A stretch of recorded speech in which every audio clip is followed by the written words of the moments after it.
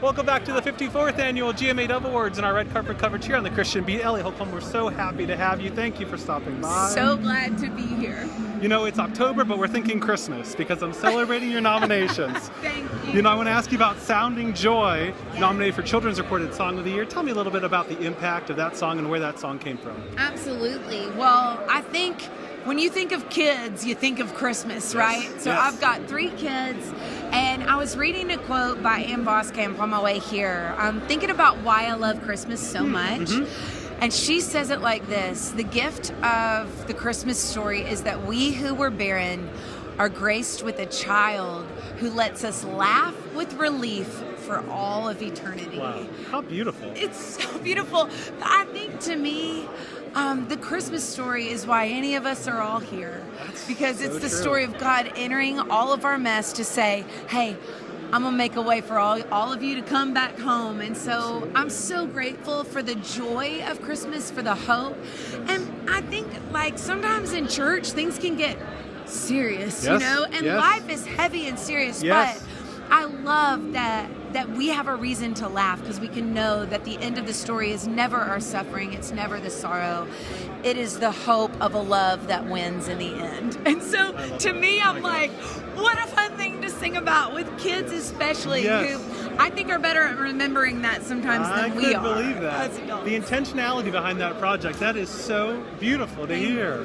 Thanks. Because Christmas music can be a difficult thing to do. It can be, Holiday music is tricky. You've done it so well. Well, thank you. It's been an absolute joy, and I got my kids singing on it, shouting on it too, so they got to be a part of it as well, which was wonderful. I also want to ask you, God has been certainly moving through this song, Be Okay, that you helped to co-write with Lauren Daigle. Just tell me a little bit about that experience in that songwriting session. Oh, man. Well, first of all, Lauren Daigle is like my sister. She's such a kindred spirit, and I was flying out to write with her for a couple days in California and had connected with a girl on my email, like on my fan email, whose parents said, you know, she was in her last days of life. And so we ended up talking right before that flight via voice memo, and she was just this precious human who is facing some big questions, you know, so heavy at the end of her life. And so I started the song because I just wanted to bring her comfort and hope. And so I started writing it on the plane, and I landed and I was like, Lauren, we have to write this for my friend who I don't even know.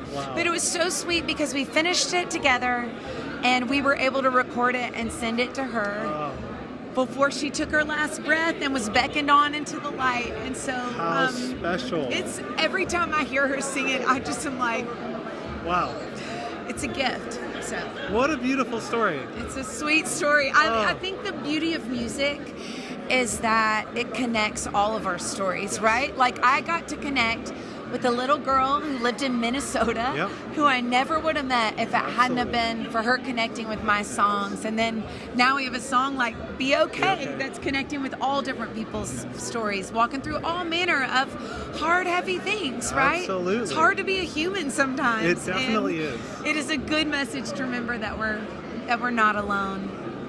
Ellie, I could talk to you for hours. But I so appreciate you being here and taking the time. Thank you so much. Thank you for having me. Absolutely.